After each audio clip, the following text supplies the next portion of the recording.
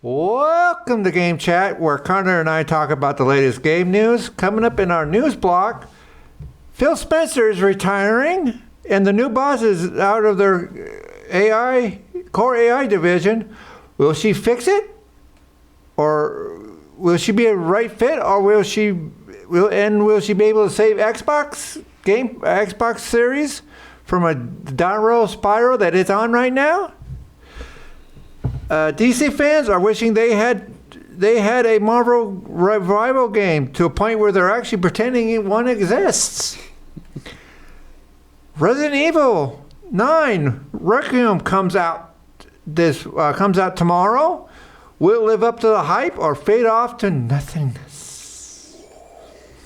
AI helps a voiceover actor read out over 20,000 players' names. Say it ain't so. Roblox is actually the highest selling game, more than Fortnite, PlayStation, and Steam combined. Wow. So buckle up and enjoy the bumpy ride, folks, because Game Chat starts now.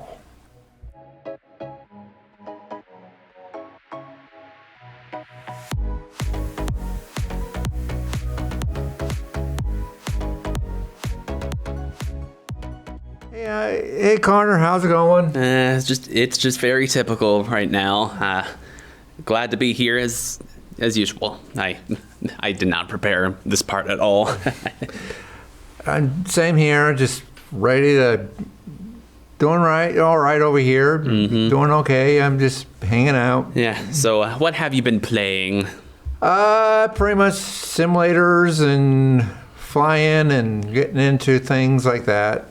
And doing Resident Evil Village, wrapping that up because of Requiem coming out. And yeah, we got a new one that I hit called Roadside Research, which you play an alien running a gas station. It's basically an alien running a gas station. It's pretty neat. It's going to be out on Game Pass sometime next month or within another month or two. And yeah, it's pretty good. It's a multiplayer, so it's worth checking out if you want to play with your friends. So yeah. Yeah. Oh yeah. On my end, the whole roadside gas station thing kind of reminds me of, like, I think there's I've seen another game that's kind of like something like that. Like, you're operating like a gas station / convenient mart, except it's a horror game. Dime a dozen nowadays horror games.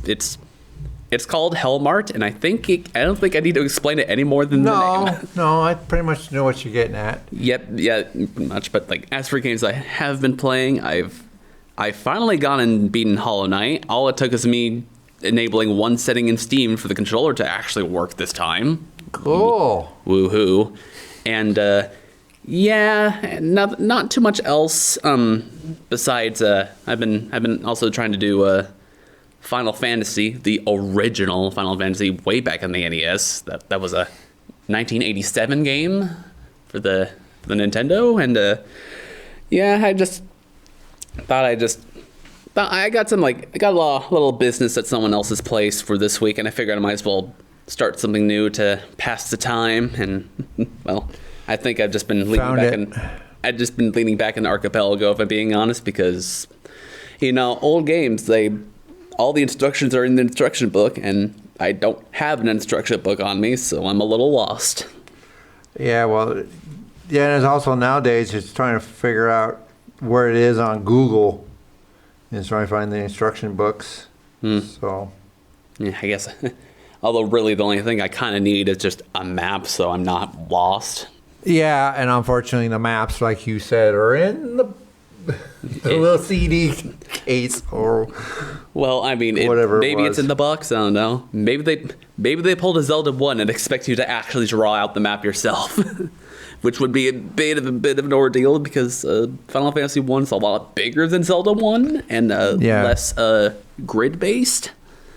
So I'll figure something out so I can get back to that game eventually. But yeah, right now I'm just still going on my Archipelago binge as much as as much as all the people on our Discord is probably getting really tired of me talking about. Yeah. And then hopefully they can come in here and join you.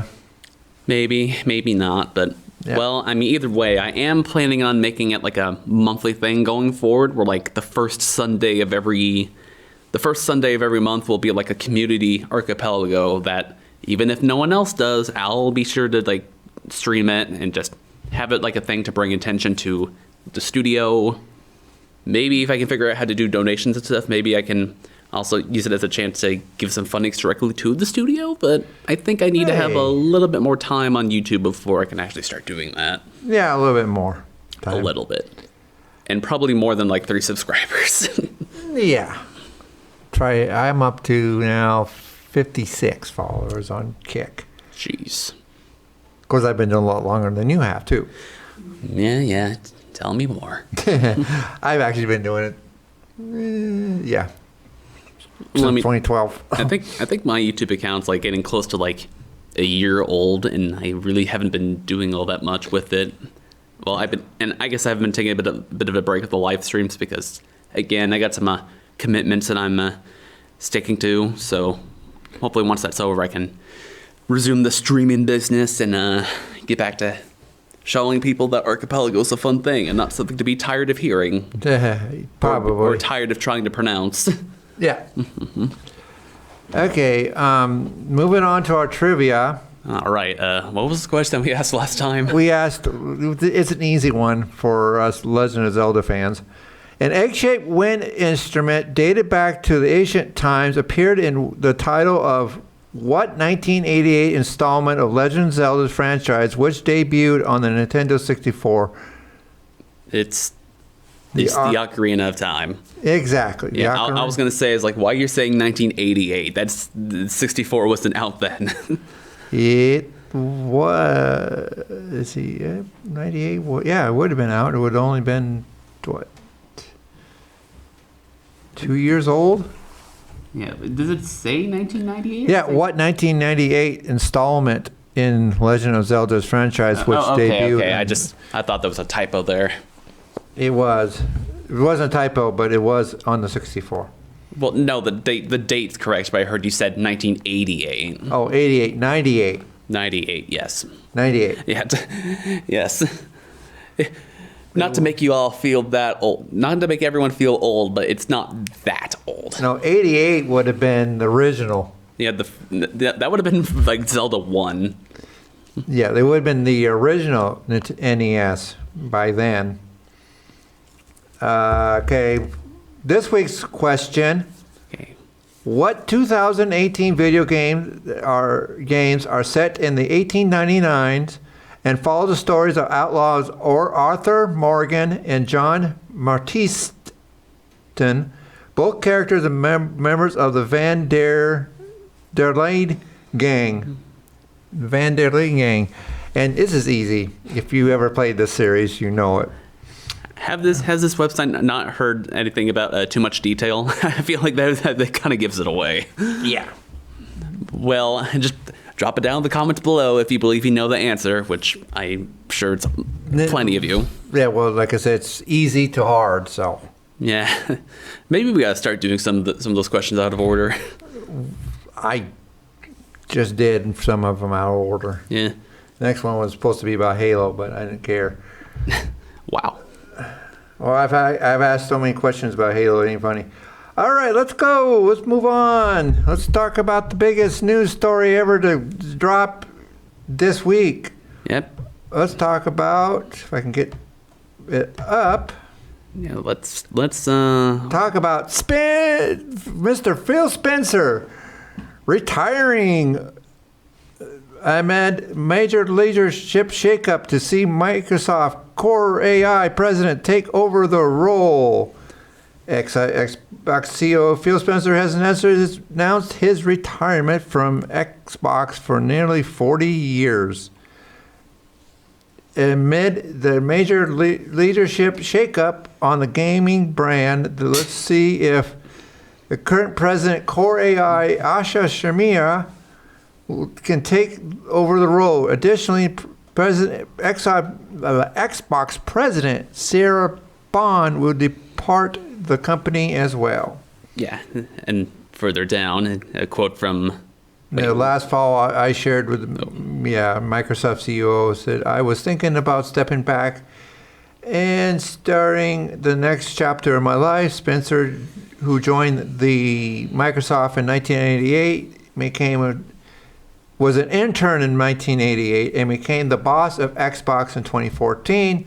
Wrote an email to staff from the moment we aligned on approach this transition with attention to ensure the stability and strengthening the foundation we have built. Xbox always been more than a business.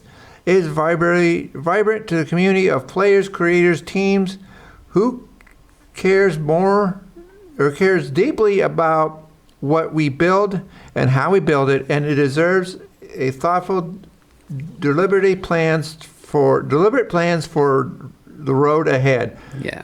Well, then we move on to talk about how his retirement announcement, and Spencer confirms the present CEO decided to leave Microsoft to begin the chapter. He called Bond work instrumental during the defining period of Xbox. And he talks about how this is the article from Eurogaming. And they talk about how he's stepping down and all that, the future of Xbox and all that. But my personal opinion is it's about time.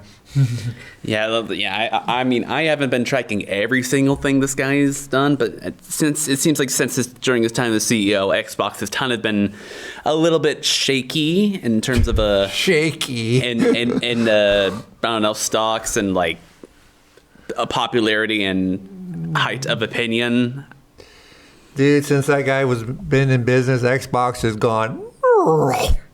They've gone nosedive because they have literally priced themselves out of each business. They have basically given up on Xbox completely. You can see it. They've given up on the consoles. He said, even himself has said, we're not here, consoles are not here to make the money. We're here for the Windows is what makes the money, which is not, I don't know about that. But look what he's done with the Game Pass.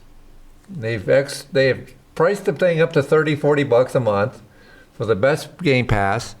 Meanwhile, you still don't have anything worth it on there. PlayStation, and now they're allowing games from PlayStation games onto the Xbox. So it's like pretty sooner or later, Game Pass is going to be, like I keep saying, Game Pass is going to be just for everything in the home. It's like, geez. But a lot of people are complaining, oh my God, she's from Core AI. She's going to run the AI. Now she's going to turn the Xbox into AI. Well, worse are they going to do? They've already tanked in sales. Yeah, I'm not sure if what you're proposing is necessarily better, and I pulled out multiple articles per story this time just to try to get some more details and stuff. So from what I read about the situation with the new president, she was the core president of AI development previously, and what got other people more concerned is that she only seemingly just started getting into Xbox games, they were tracking her gamer tag, and it's all she was only I think a little bit before getting into the president role, she was booting up the Halo collection for the first time. So she's not really into the gaming side of it. Yeah, she's that's the concern that she has these big promises about getting turning around Xbox's image, improving their games and their consoles and all that, but it's the trust on that is a little bit shaky, not just only because it has AI big bold words attached to it, but also she doesn't seem to have much gaming experience, so not much confidence that she'll be able to improve it all that much on her own. And this is a separate article on the matter from The Gamer, and I'm just looking for a specific quote. I think it said in the previous one that said someone was leaving, someone left the company among the CEO change. which ended up being Bond, yeah. But no, I mean, it's just, I think it's be a great, it's great that he's leaving, but at the same time, we have to wait and see. Yeah, we don't know what's to come next. Yeah, we don't know. We don't predict the future here, but, can't predict what's come next, but, I think can't get any worse. Yeah. Well, yeah. Oh, here's the quote. I was like, the quote, the passage I was reading. I guess it is a little bit out of context. So if you want to read the whole thing, it's again over on the Gamer. That's called. Well, I guess this title is just based on the quote, so I'll just read the part out loud.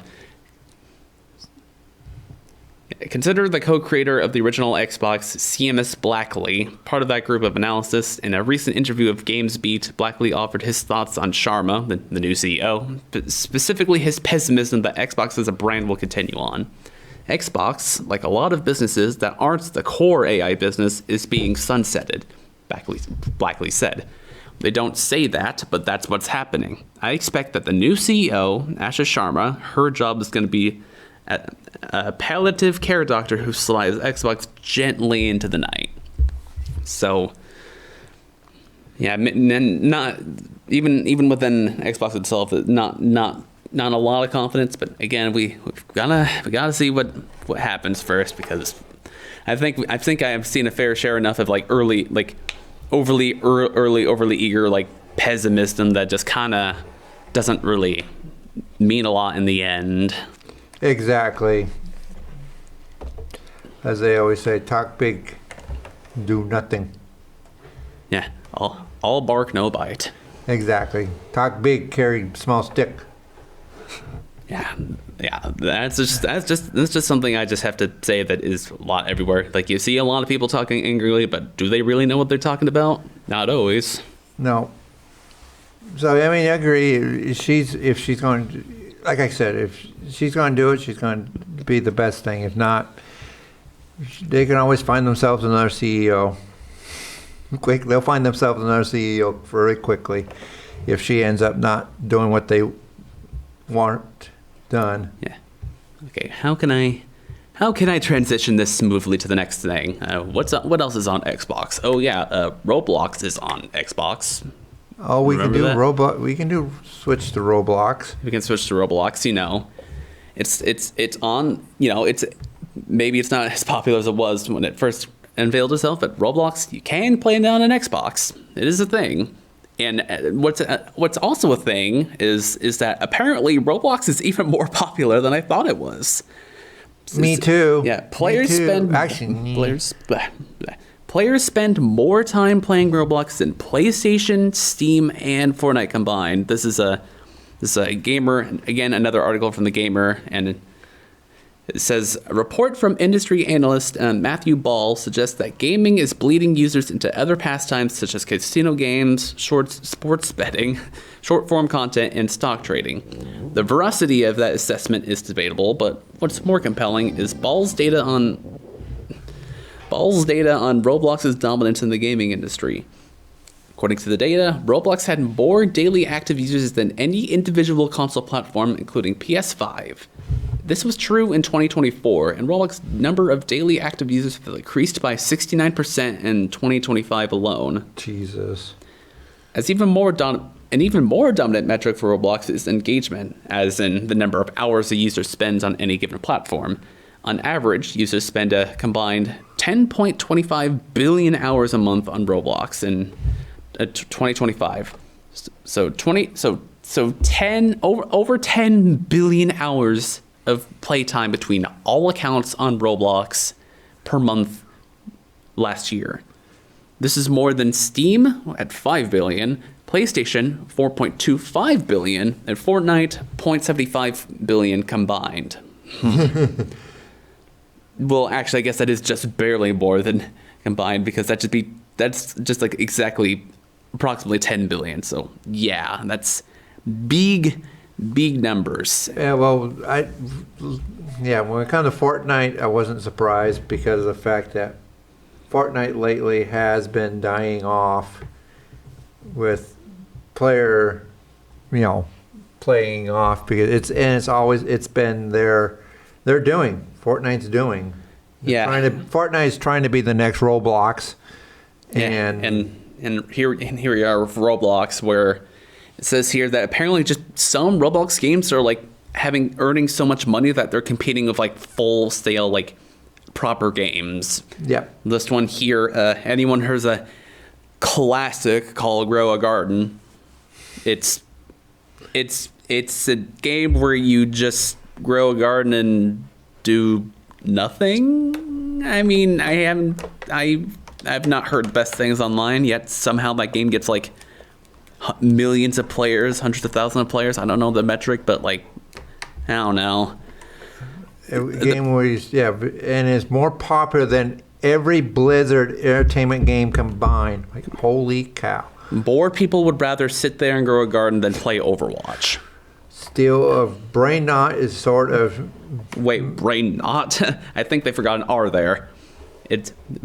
Steal a Brain Rot is more popular than Dota and then many other Roblox games. The Sims... Oh, wait, that's not... There's a different Roblox game called The Sims that's not to be confused with the actual game series named Sims, but...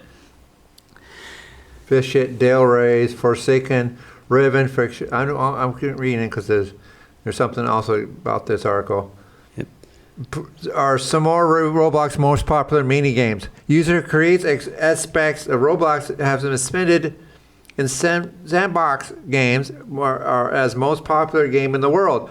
As the free-to-play nature of the games, its availability on mobile devices and made Roblox more accessible to casual players than other platforms. Yeah, but as we talked about last week, I believe, it comes with its downsides. Like it says here, platform's a hotbed for child exploitation and has been frequently criticized for failing to protect children who use the platform. And thus, Roblox has been putting in like age verification and all these wonderful things that like people, I mean, I'm not sure how many people are asking for age verification, but I'd assume people would be more open to that concept if it didn't evolve. If there's a way that we can verify the age of things without compromising all privacy in some way, then maybe people will be fine with it. But right now, it's just like you can't chat with people online, and even if you could chat with people, there's no guarantee that they're even the same age as you. What's stopping them for saying that the age limit is 13, right?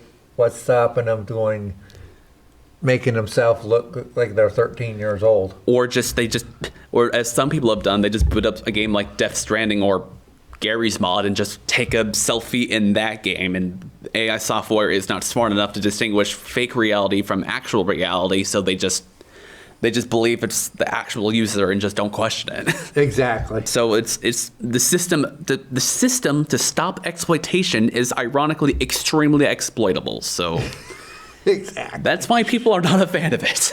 No, I mean, I'm not really a big fan of Roblox. Never really have. I mean, I'm not the one. Besides, I'm not the targeted audience. We're not at least I'm not at my age, the targeted audience. You're starting to push the outer remnant of the target audience. Well, I mean, yeah, there is some people older than me that still play Roblox all the time, but yeah, I think it's just, I mean, it's an all-age thing, so anyone can play Roblox, but I'm just stepping away from it because I do not agree with any of the things they're doing. No. Not in the slightest. I mean, I've played it. To the most part, I've played it, but it was just one thing was called the Roller Coaster Tycoon version, or Roller Coaster Tycoon. I like that. Yeah. Where you build your own theme park. That was the only time I ever played Roblox. More or less. Yeah, because I made mine underground. Yeah, well. But then all of a sudden, Planet Coaster came out, and like, yep, see ya. Yeah. I think there might be like some. I mean, I think I made this comment before with like all the simulator games on Steam, but I think some of the Roblox developers I think are just like trying to move their operations just to like different platforms. Like I remember there was like a 2D platformer. It was called like Vibrant Ventures. Yeah, like Like, it used to be a Roblox game, but, like, eventually it started becoming, like, its own thing on Steam. I think it's still in early access. I'm not sure if it's really being actively developed at the current moment, but, yeah, it's probably a sign for the times that some Roblox devs are moving on. That's great, because that's what, originally I think that's what Roblox was supposed to be, was just these independent gamers had a place to put their stuff so they can build traction, you know, and then move on to bigger, you know, it's bigger game platform. Yeah, like it's basically like a platform to like not only play a bunch of user created games, but also learn how to make your own games and become like an official actual game developer. Exactly. But now I think with this current state of the platform, I wouldn't go near it even if I had like a 30-foot pole. Yeah, because a lot of people are actually using it for not what it's intended to do. Yeah. And I think at this point, I think the creators of Roblox should just shut it down, wipe everything, and start over. Because sometimes it gets to a point where you need to do that to get the what I call the idiots, the jerks, off of your platform. So ban literally everyone. Basically, that's what they're going to end up doing, is ban everyone from Roblox, wipe the server completely clean, and then rebuild it from scratch, and then limit people, you know, to whoever they want on there. Because it has worked in the past. I mean, a lot of companies do that when they get too many sweats on there. I'm thinking of one, ATS multiplayer. Command and Conquer. Command and Conquer. That's another one that did that. And now people are going back to Command and Conquer and actually enjoy it because they got rid of the sweats. They got rid of the jerks that were doing what they want to do with it. So yeah, I mean, sometimes it's just better off just start from scratch, and better off just redoing it. You're doing it over, and to anyone who stupid ads. I love how I have like this. I have like an ad blocking like app on my phone, and it's not doing its job at all. I'm still getting like barraged when I'm just trying to scroll through these. Yeah, well, I got the same thing over here. Yeah, but wait. Let's talk about EVO is dead. Yep, rip Evo, maybe.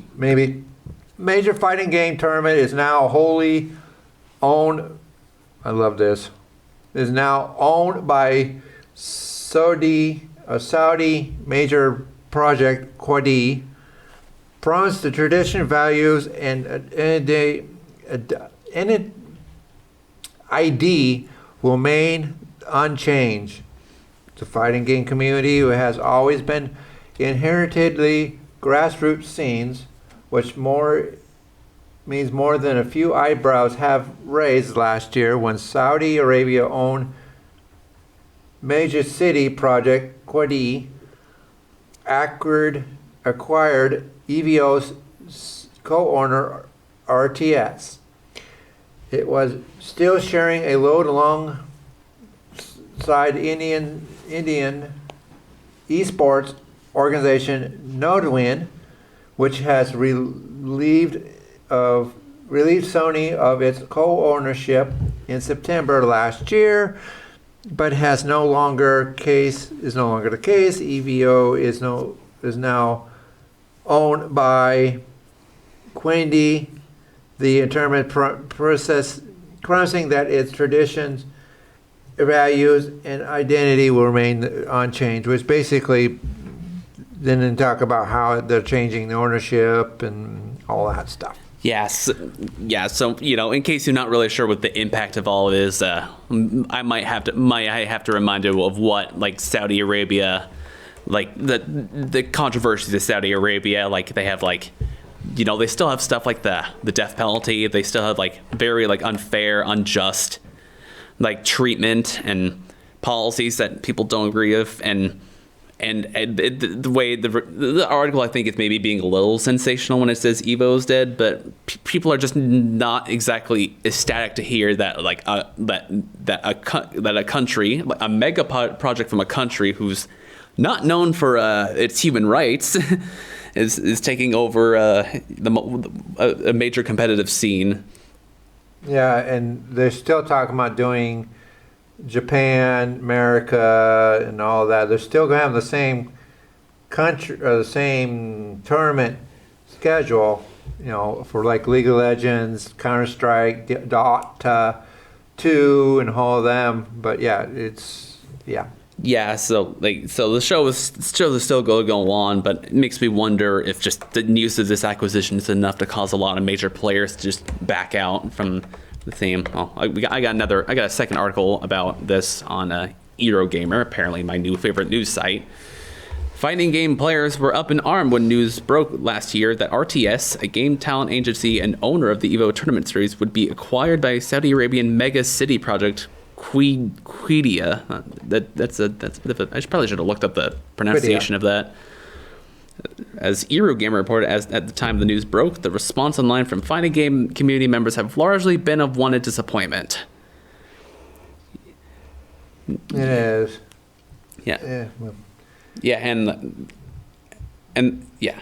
It says here, number of prolific and content creators in the fighting game community, such as Sanjam, have pledged to not even attend EVO this year, so it is already making a impact. And some other quotes it has up here from other fans is like, support your locals any way you can. I was already on my way out of EVO because I don't like how corporate the scene has become.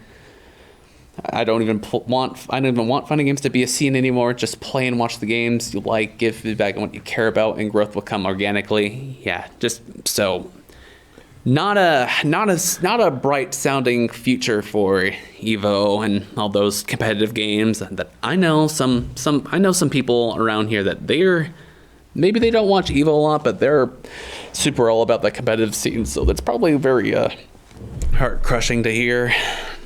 Such things.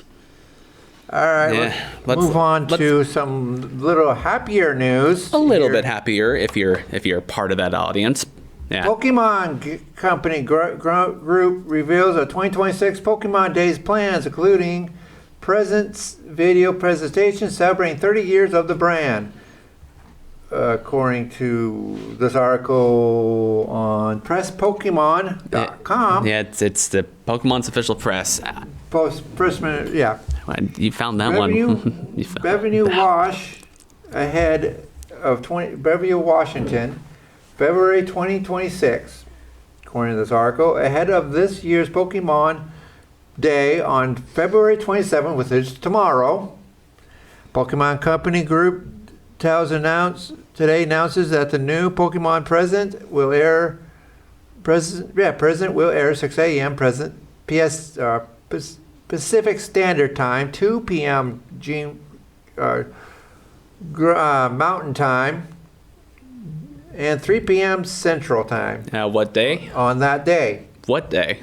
February 27th, which is tomorrow. Oh yeah, tomorrow. Yeah, presents tomorrow. So that's probably gonna be a lot of big stuff that I'm sure all the Pokemon fans, which is a lot of them, I'm not doubting that, but yeah, maybe I'll tune in after the show was finished just to see what's saying there. But I've seen a couple of Pokemon Presents as of late, and I can tell you that there's going to be a lot of announcements, and unfortunately, a lot of them are just probably going to be just all about their mobile games because they got a lot of mobile games. So it's probably going to be like, I don't know, it'll be like a 30-minute presentation, and then like 20, if not like 25 minutes is just going to be about mobile games that like you're probably not interested in. Pokemon Day is an annual holiday that commemorates the release of the original Pokemon video games, Pokemon Red, Green, in Japan. This year, Pokemon Day marks the 30th years of Pokemon since the launch of the original video game in 1996. Pokemon has continued to be the most successful and influential entertainment franchise in the world, supported by a passionate and dedicated community. To celebrate the holiday, Pokemon Company invites trainers around the world to tune in Pokemon Presents video presentation on Pokemon Day for exciting updates and announcements across the Pokemon franchise. The video presentation will stream at 6 a.m. and we already know that on the Fishmo Pokemon YouTube and Twitch channels. I didn't even know it has a Twitch channel, but yeah, they're doing we only have, as of recording, just the tip of the iceberg of what they're going to be doing for the anniversary, and I can list two of the things I know they've done. So, first off, I think you're just about to read that, but they have ported the Game Boy Advance remakes of Pokemon Fire Red and Leaf Green onto the Switch as of late. And yeah, right here. This is. In addition to Pokemon President, Pokemon Company announced today that Pokemon Fire Red and Leaf Green version of 04 remakes of Pokemon Red and Green video games originally released in 1996 are coming to the Switch system tomorrow. Originally launched on Game Boy Advance in 04, Pokemon Red version and Pokemon Green version will come to Nintendo Switch as a download exclusive title to celebrate the 30 years of Pokemon. These titles will be able to play after the conclusion of the Pokemon presentation. Can be played both on Switch 1 and 2 systems. Yeah. So, from everything I've seen and heard about like these ports, like I'm pretty confident they're probably just an emulation of the original game. Like, I don't think they're doing it. I don't think they're going to be doing anything fancy with it. I've seen some people even like complain about it not being in widescreen, but like, why are you expecting widescreen out of games that are like not even supposed to be widescreen to begin with? Like, it's not. Yeah. It's how it was. Okay, I'm not even trying to defend it. It's just like I don't think it's really easy to like just. You can't just put like widescreen in like a Game Boy Advance game. Like either you have to either like rewrite everything or just like do something else with it, or you can just stretch the graphics and that's just gonna look awful. Stretch the graphics, that does look bad, and so and all of this just basically just being Fire Red and Leaf Green exactly how it was back when it released in 2004 for $20 each version on the eShop. Yeah, each version, so you have to pay $40 total if you want both. That's cheap. It's cheap. It's not that expensive, but of course, apparently, no, it's not. But of course, if you're pessimistic enough, you think $20 is ludicrous and too much. But I mean, have you guys been playing buying video games lately? Yeah. Yes. So $20? Yeah. Chump change. Yeah. I'm not even trying to say anything, but like, okay, to the people who think Fire Red for $20 is too much, Silk Song costs that much too. So do you think that's also too much, buddy? Yeah. And then early this month, Pokemon International released the measure year-long What's Your Favorite campaign celebrating 30 years of Pokemon. As a part of the campaign, fans are invited to share their favorite Pokemon as the new What's Your Favorite Snap feature. Isn't that just like the Pokemon Super Go Bowl? I'm pretty sure that's just like I'm pretty sure this is like rewriting stuff. It's like done the Super Bowl. And then starting tomorrow, fans can get their hands on snapshots. Let me finish it. Snapshots featured throughout the mobile game sensation Pokemon Go to celebrate the 10 years of the anniversary of that game.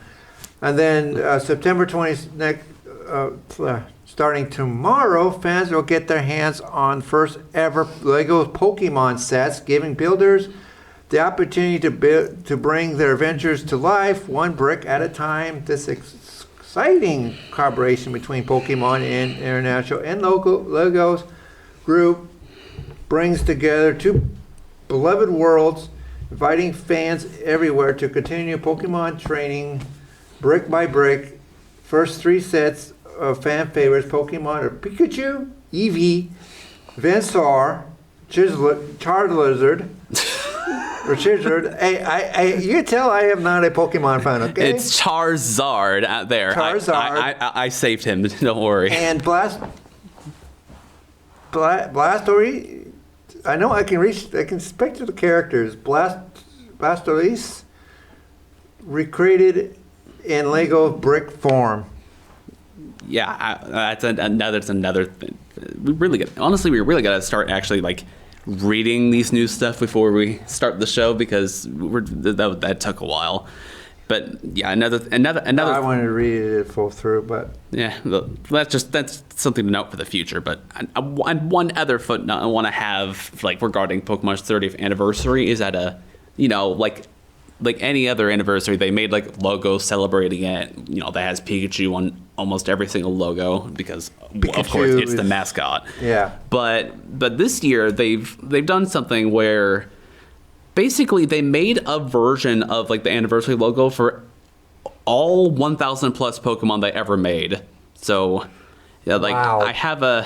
I think I'll like send like a recording of this like to Alan so we can like show this on screen, but like I'm on like Cerebi.net. It's like a fan site that like has like a database and pretty much everything you would ever want in Pokemon, and it's like there's just a list of every single graphic they made like for every Pokemon, and it just keeps going. Like it's like just so many 30s, so many big 30s.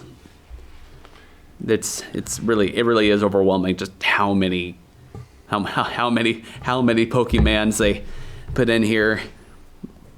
Hard to really pick a favorite at this point. Like, I mean, try picking one out of 1,000 options and tell me if you ever make up your mind. No, it's hard. Yep.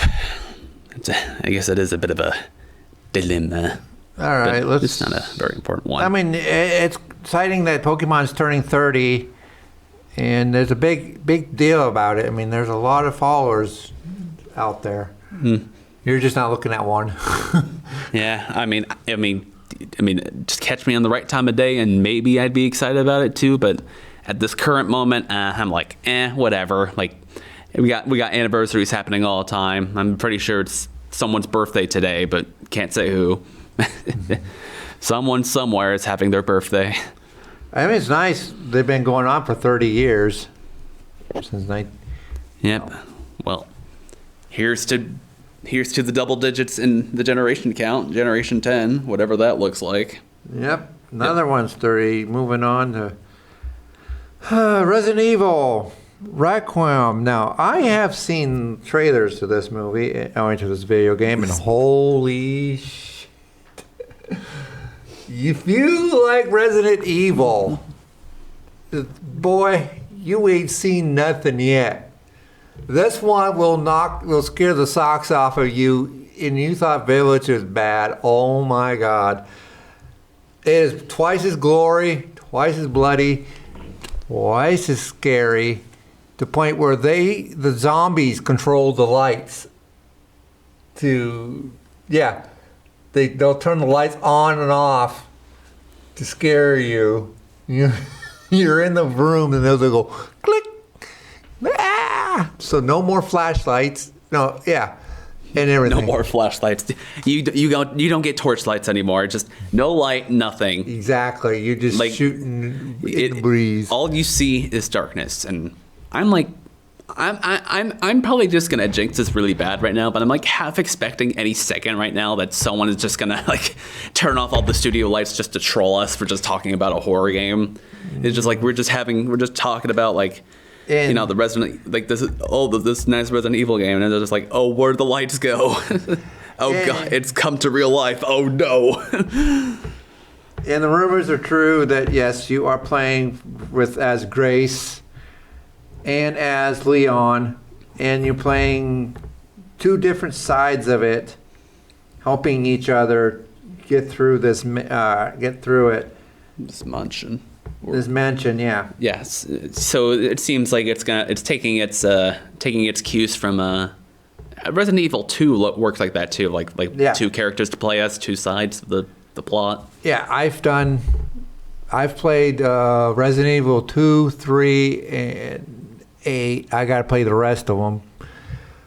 But yeah, and I love them. I just love the series. Yeah, and so it's great. Yeah, and Capcom's actually outdid themselves. Even a lot of the like this article on Eurogrammar. Eurogrammar. Gamer, excuse me. I'm I'm half asleep here. Yeah, I mean, me too. Those ice creams are really doing a lot to keep me up. But yeah, so this is not really a news article, but it's just like a review. It's just titled Resident Evil Requiem Review, Legendary Horror at an All-Time High, 5 stars. Capcom marks Resident Evil's 30th anniversary with a stellar return that's both a masterful bit of suffocating horror and a nostalgic, fan-thrilling victory lap for the legendary series. You can read the full article on Eurogamer, but I assume it just covers more or less everything about the game. So yeah. If you want to know more about it, or if you don't want to know about it, then that's up to you.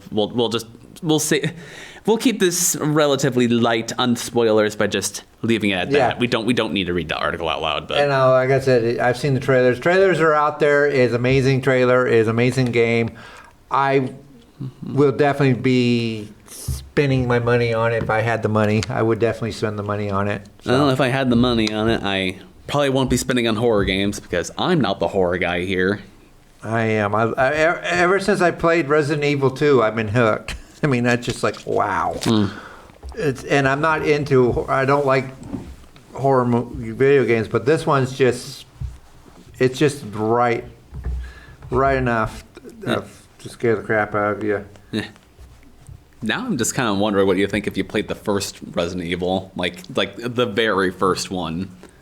I want to play the very first one. Yeah, the one that's way back on the PlayStation 1. Yeah, that was at one point on sale for a while. Yeah, they're like dirt cheap. Yeah. I mean, yeah, it's the birth of like the classic horror series, but like I can't take that game seriously because it's kind of have like if anyone's familiar with like House of the Dead 2, it kind of has the same problem where like the voice acting is just like it's so like hammy at points that like you kind of can't take the horror part seriously. Kind of. You were almost a Jill sandwich comes to mind. Yeah. All right, should we talk about this video game that's not really a video game? Video game that's not really a video game. I mean, we can talk about a lot of those, but this is one I just put up here because I thought it was funny. I thought it was funny too. I read this article and went, okay. Well, they're talking about how the DC fans want their own DC rivals, like Marvel has their rivals. But this article talks about how these fans have made this game, fan favorite type of game that hasn't been released yet. Yeah, like they're basically it's let me go. It's based on Batman. You play a character that you have to investigate Batman's parents' killing. Okay, that's not the full picture. Let me read it here. When the MCU was at its peak, DC fans had to put up with Marvel's seemingly unending cultural and box office dominance. Then, post-Endgame, the series has been all over the place, and the DC has been on the up. Like, yeah, like Endgame was like it was like the absolute peak of Marvel in the past 5 or so years, and then it just kind of been on like maybe a downfall would be a little extravagant, but hasn't reached that high since. Still, if there's one thing that Marvel fans can cling to, as quoted from this article from another article from The Gamer, it is that they have a successful live service, while DC absolutely does not. Marvel Rivals. I'm sure everyone has at least considered playing Marvel Rivals at some point. And this ongoing success reinvigorated the Marvel brand in a way few of us predicted, but it's no surprise that DC fans want this for themselves. What is surprising is that DC fans are just pretending they do. So they basically just putting up this charade like they have like a Marvel Rivals but they don't. It's a fake game they call DC Allies, and the whole thing about he was just saying about like the Batman's killer is just like they have Batman's like the murderer of Batman's parents as a playable character. They had. Well, in a way, I wish they did do it, but at the same time, DC hasn't really had any good games anyways, or anything good come out for them. Yeah, I mean, what's like actually, what's like the last like DC game like that's like significant? Like, the only thing I can think about is like Arkham Knight, but that was like Yeah. like early. Was that like late PS3? Like, was the PS4 even out then at that point? I think it was. I know it's on the Xbox. Was maybe it was just one of those like cross-gen games or something, but Yeah, like it was Batman Arkham Knight was the last one. one of the last ones I know. Well, Yeah. actually, I think there was like a Arkham Knight sequel that didn't actually have you play as Yeah. Batman that no one liked, No one liked, more or But- less. more or less. But yeah, it's been And it's been a long way, and I'm yeah. well. it's- DC's the series itself. It hasn't really produced any major, movie or major revamp of the franchise. that we know of. That we know that's of. that's I mean, big asterisk here. We've not been following.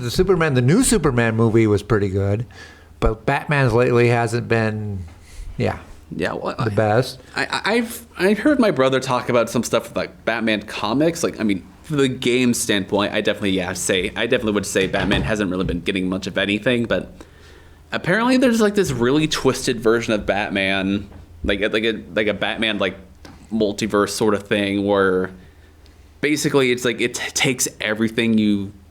Well, I mean, it's, as it is with most multiverse stuff, it takes something you know about this franchise and like gives it a bit of a big twist. Like in this one, like from what I remember, what he told me is just like it's it's Batman, but except he's not rich. He's not like this millionaire that has all this technology. He's sort of like this like barbarian that has like has to make everything for himself, like this armor and all this gadgets that like made of like loose scrap and such. And all the villains that he goes up against, like they're not just like these like. They're not just like people who like were broken out of asylum. They're just absolute freaks of nature. Like not even human. Some of them. Like I think like the Joker. I think it's just I don't even remember what the Joker looks like, but it's like nightmare fuel or something. Yeah. Like it's pretty wild from what I remember. So Batman is not like doing absolutely nothing, but we're just still waiting for like a real game. Like Not only that, but waiting for some series that some movie or of the franchise that actually go okay. yeah, It's back. Yeah, but like again on this DC Ally stuff, it's like I'm almost impressed of like just how well they're willing to go to make something look official. Like just like this is not a real screenshot, but someone really put a lot of effort to make it look like one. Yeah, it's a real game. It looks like a real game, but like, it's not. Yeah, it's like it's I guess it does kind of. It doesn't. It does. I guess it does intentionally look a little fake, but well, that's all part of the fun and maybe a little something else. I don't know. Maybe make DC allies real. I don't know. Make it real for those new DC fans, Yeah. please. Make it real. Yeah, can't wait for the unexpected twist at the end of like season 10 or something where they crossed over Marvel rivals. Hey, that would be cool. DC versus Marvel. Yeah. I was about to say that's already a thing, but no, I'm thinking Capcom versus Marvel. Like I always said, the one I would like to do is DC versus Marvel in like the Justice League type of deal. Wait, isn't that like Isn't that Justice League versus Avengers. Isn't that like a game called Injustice? Like Yeah. I think that's Yeah. something like they've done, but I can't remember. if it Injustice. actually- Well, Injustice is I played it. It's versus Batman versus Superman, and you play friends of Batman versus friends of Superman, and you. Friends. Yeah, I'm sure Superman has many friends, many of them. Yeah. Many, surely. Yeah, so I think we only got like one last thing to touch on. Yeah, it's about Wolfenstein 3. Oh, well, two things actually, I guess. What was the last one you were? Oh, well, I mean, I guess we can, like, well, what was the Wolfenstein one you had? It was just like, It was just like a rumor that's saying that there's going to be another Wolfenstein 3. Yeah, like another modern Wolfenstein game. Like they're gonna close off the trilogy and Close it off and then end that series completely done. And don't say complete. You're gonna get some people worried. But yeah. So I think it was like they would just there's like a voice acting like listing. I think that's like the Yep. tip off. yeah, which is pretty cool. This guy let me find the Yeah, this is yeah. So again, this is the last article, and maybe this will be something cool. Maybe this be something worrying. I guess that depends on your stance on this, but yes. To me, it's pretty cool. If this is what AI is supposed to do. It's supposed to, if it's like this to help you, yeah. But if it's there just to replace somebody, no. Football commentator Guy Malbrow lets EA create an AI voice double to help read out 20,000 players named in EA Sports FC, which is what they're calling FIFA now, since FIFA, they, yeah. for some reason, even though they've been having major success with that title, they just don't want to have the FIFA license anymore. Yeah, match of the day. Football commissioner commentator Guy Mowbray has revealed he has given EA permission to create AI voice, cloning himself in order to assist with some of the Onerous, I think. numerous aspect of recording commentary for EA Sports. Mowbray shared the news as part of I'm just trying to alternate. I'm trying to get time to speak too, as if I haven't spoken a lot, but it's. Oh, you have. Yeah. Mowbray shared the news as part of a BBC feature exploring how EA Sports and FC's commentaries are made, explaining that these days recording or preparing for the game is a part of my weekly routine, taking up pretty much every week from November all the way up to the start of July. Wow. And it takes so long for every single facet of the game that you could think of. We have to cover every scenario. It is so in-depth because it has got to feel and sound real. The whole point of the game is authenticity. And, well, it says here that, like, it's the big issue of, like, doing a commentary for, a football game, football video game these days, is that there is a lot of players that you have to read the names off of. And, like, not only do you have to read, like, every single name off, which it says here, it's like, there's something 20,000. like 20,000 real players. Like you have to read every one of those names and then repeat many of those names in different intuitions to fit different like scenarios. Exactly. So what they've done is that instead of him actually having to read every single one of those names, they're making a AI voice from him that'll do that work for him, which I think Which is great. well, it does kind of conflict with like something other people gone on before about AI in voice work. Like people do not like the idea of an AI creating a voice double of you and having it say whatever you want it to and not what you want to. It's something that's like not authentically you, but I can see in this case how it's actually a very useful tool and not just something to get in the way of creativity. Because it already takes a really long time, apparently, to read so many different names. Where this is, like I said, this is where AI would come in handy. It's best used when AI takes over something monotonous and something that's not a creative endeavor. Like, there's nothing creative about reading so many names. And I think my voice is raising a little bit, but yeah, so like, voicing replacing someone's voice in its entirety, not great, but just doing the parts of like that's like super tedious and just the name reading, like I can understand that and I'll be able to pass on that, assuming that the voice that they create in the end sounds like the guy I wanted, authentic, like it's not like abhorrently obvious. Yeah. Sure. So, well, I guess I'll just have to, like many other things, we'll just have to boot up the game and listen to the commentary to see if it's very clear, if it's, real or fake, or Yeah. sounds real at least, but Boot up the game and see if it really works. yeah. But I mean, you're not going to catch me playing that game because I have a different taste of sports, mostly golf. I play golf, but no, what it is I'll play it, but I just don't understand how to play it. I need to run a tutorial on how to play it. But it's anyway, so that's it, pretty much it. I mean, that's all the news stories we have for this week. Yeah. Catch us all in 2 weeks. 2 weeks? Yeah, 2 weeks. 2 weeks. Two of them. It'll Yeah. be two. No And- more, no less. Yep. So thanks for watching, Yeah. and good night. Yeah. See ya.